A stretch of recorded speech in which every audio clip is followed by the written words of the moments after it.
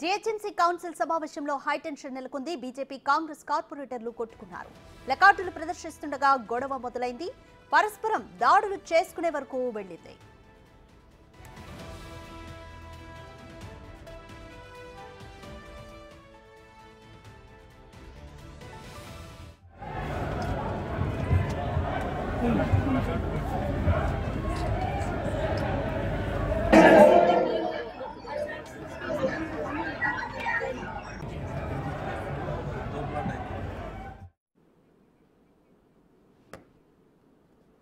More details మా ప్రతినిధి రామ్ ప్రసాద్ అందిస్తారు. రామ్ ప్రసాద్, 15 నిమిషాల పాటు కౌన్సిల్ సమావేశం అయితే వాయిదా పడింది. అప్పటికే పరిస్థితి సద్దుమణగలేదా? అలాగే బీఆర్ఎస్ అండ్ కాంగ్రెస్ కార్పొరేటర్లు ఎందుకని కొట్టుకునేంత వరకు వెళ్ళింది పరిస్థితి?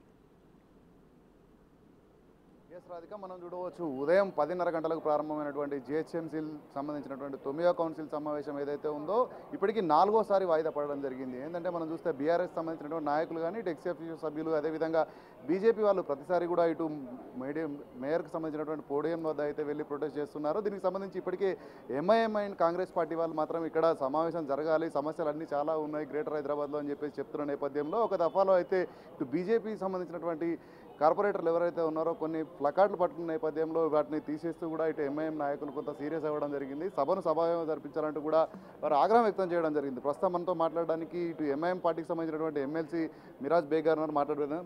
భయ్య, చెప్పండి, ఏం జరుగుతుంది లోపల? అసలు సభ ప్రతిసారి ఇట్లా వాయిదా పడడానికి కారణం ఏమైంది?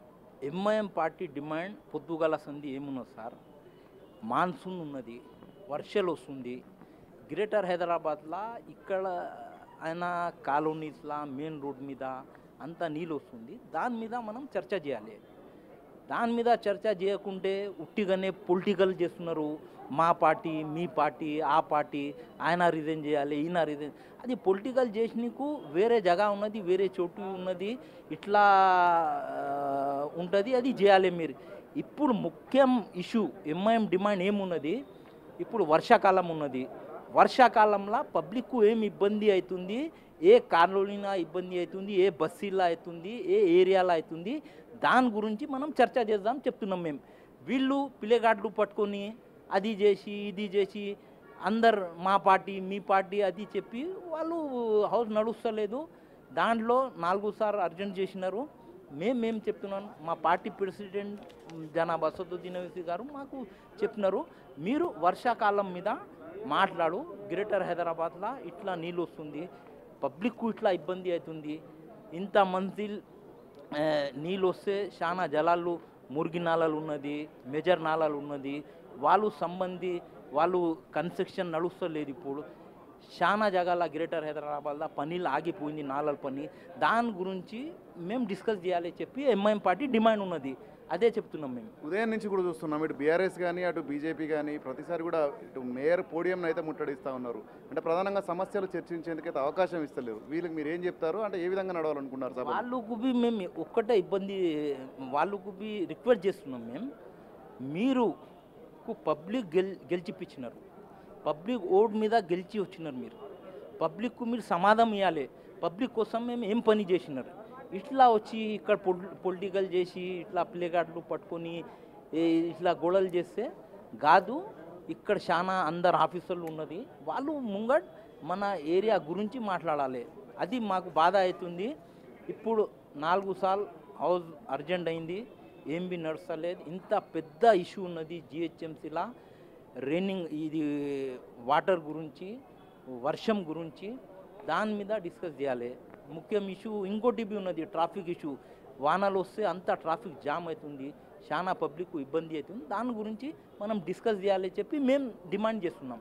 అంటే ప్రధానంగా మనం చూస్తే ఇప్పుడు బీజేపీ సంబంధించినటువంటి కార్పొరేటర్లు ఎవరైతే ఉన్నా ఫ్లకార్డులు పట్టుకున్న సందర్భంలో పక్కన ఉన్నటువంటి ఎంఐఎంగా మీరు కొంత దాన్ని తిరస్కరించడం జరిగింది. ప్రధాన ఇష్యూ ఏంటి, అక్కడ ఏం జరిగింది? లేదు, మేమేం చెప్తున్నాం, హౌస్లో ప్లేకార్డులు పట్టుకొచ్చి వాళ్ళ మీద వీళ్ళ మీద ఎందుకు చేస్తున్నారు? హౌస్ ఇక్కడ మంచిగా పబ్లిక్ సమస్యలకు ఇక్కడ మనం హల్ చేయాలి, లేకుంటే ఇట్లా చేస్తే మంచిగా మెసేజ్ కాదు పబ్లిక్లా చెప్పి మేము చెప్తున్నాం.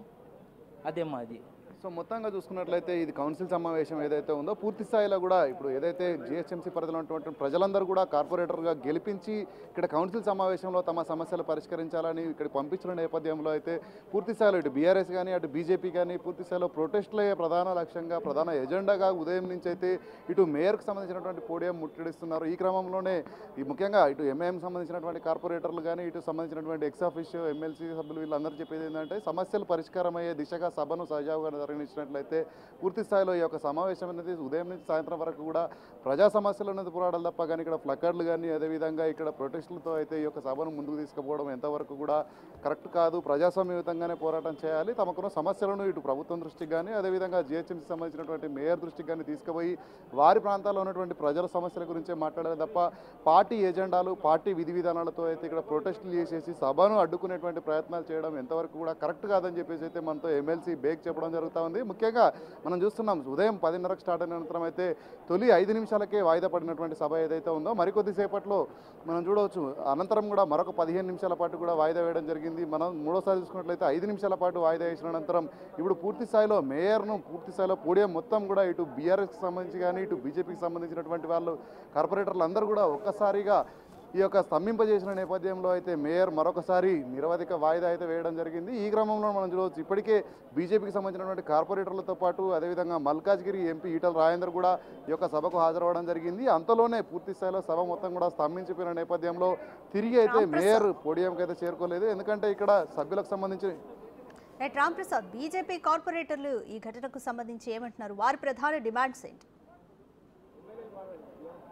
వారు ప్రధానంగా చెప్పేది ఏంటంటే జిహెచ్ఎంసీలో పూర్తి స్థాయిలో గత 3 ఏళ్లలో కూడా ఎలాంటి అభివృద్ధి జరగలేదు. వాళ్ళందరూ కూడా పూర్తి స్థాయిలో ఇక్కడికి వస్తున్నటువంటి విషయాన్ని మనం చూడవచ్చు. వాళ్ళందరూ కూడా ఇటు ఈటల రాజేందర్ కూడా రావడం జరిగింది. ఎందుకంటే ప్రధానంగా వారి సమస్యలు ఏవైతే ఉన్నాయో అంటే జిహెచ్ఎంసీలో ఉన్నటువంటి సమస్యల పరిష్కారంలో ఇటు గత బీఆర్ఎస్ ప్రభుత్వం విఫలం కావడంతో పాటు బీఆర్ఎస్ కాంగ్రెస్ పూర్తి స్థాయిలో ఎంఐఎం అన్నీ కూడా ఒకటై ఈ సభను నడిపిస్తున్నాయంటూ కూడా వాళ్ళు చెప్తున్న నేపథ్యంలో అయితే పూర్తి స్థాయిలో ఈ యొక్క సభలో గందరగోళమైనటువంటి పరిస్థితులు అయితే నెలకొన్నాయి.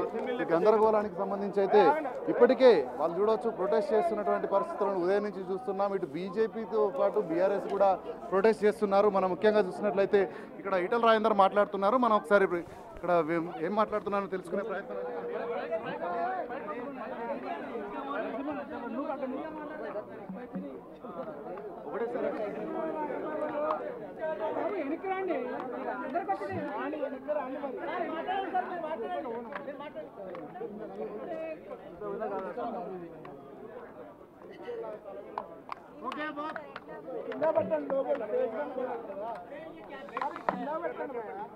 మీరు పైకి పెడితే నా ముఖం కనపడదు కదా.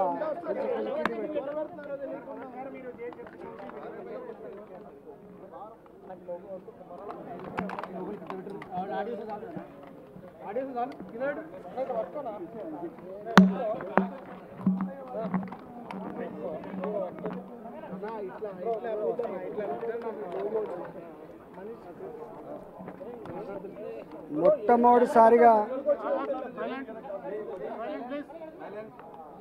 కింద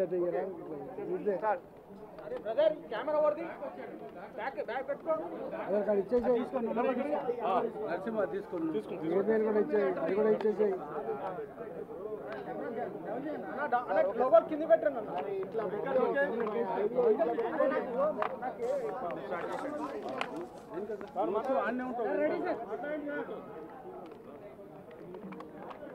తొలిసారిగా పార్లమెంట్ సభ్యుడిగా గెలిచిన తర్వాత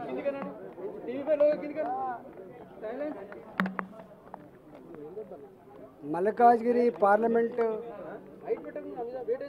అభ్యర్థిగా గెలిచిన తర్వాత ఈ పార్లమెంట్ పరిధిలో 48 మంది కార్పొరేటర్లు, 10 మంది మున్సిపల్ చైర్మన్లు, 3 కార్పొరేషన్ల పరిధిలో వర్షాకాలం కాబట్టి వర్షాకాలంలో వచ్చే సమస్యల మీద ఈ కౌన్సిల్లో చర్చ జరుగుతుందని, ప్రజలకు ఆ సమస్యల మీద పరిష్కారం దొరుకుతుందని చెప్పి నేను ఇక్కడికి రావడం జరిగింది. కానీ కౌన్సిల్ తీరు చూసిన తర్వాత కాంగ్రెస్ పార్టీకి ప్రజల సమస్యలు వర్షాకాలంలో వచ్చేటువంటి సమస్యలు పరిష్కరించాలనే కోణం కంటే కూడా రాజకీయ కోణం ఎక్కువ కనబడతా ఉంది. నేను ఈ ప్రభుత్వాన్ని డిమాండ్ చేస్తూ ఉన్నా.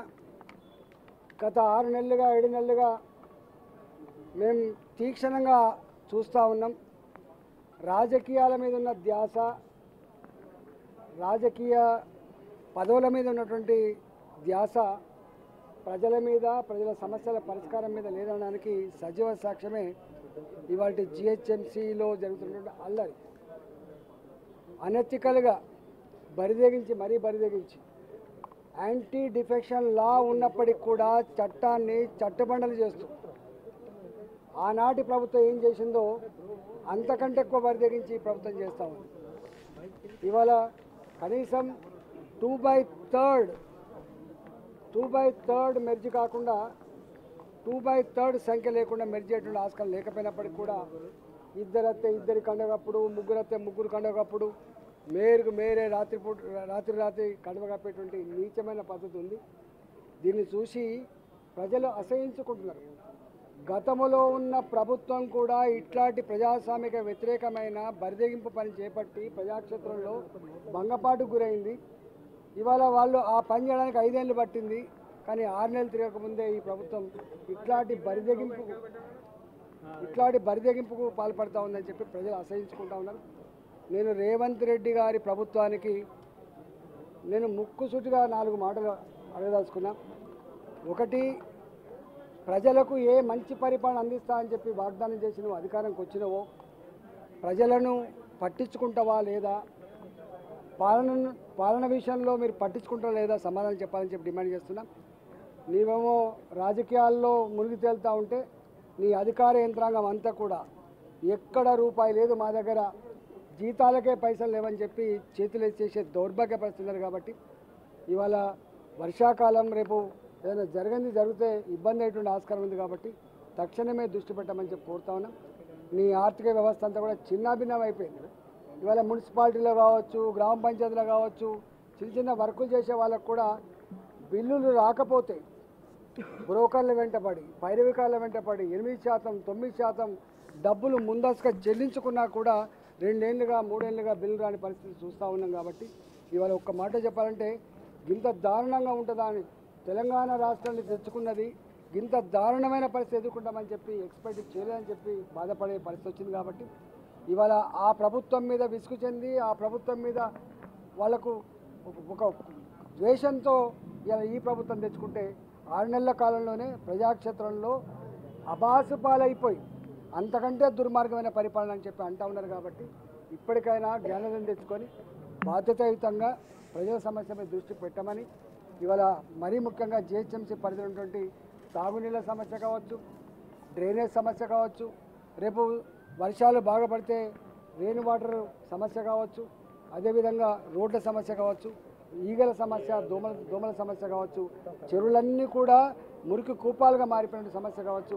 ఈ సమస్యల మీద దృష్టి పెట్టమని చెప్పి మున్సిపల్ అడ్మినిస్ట్రేషన్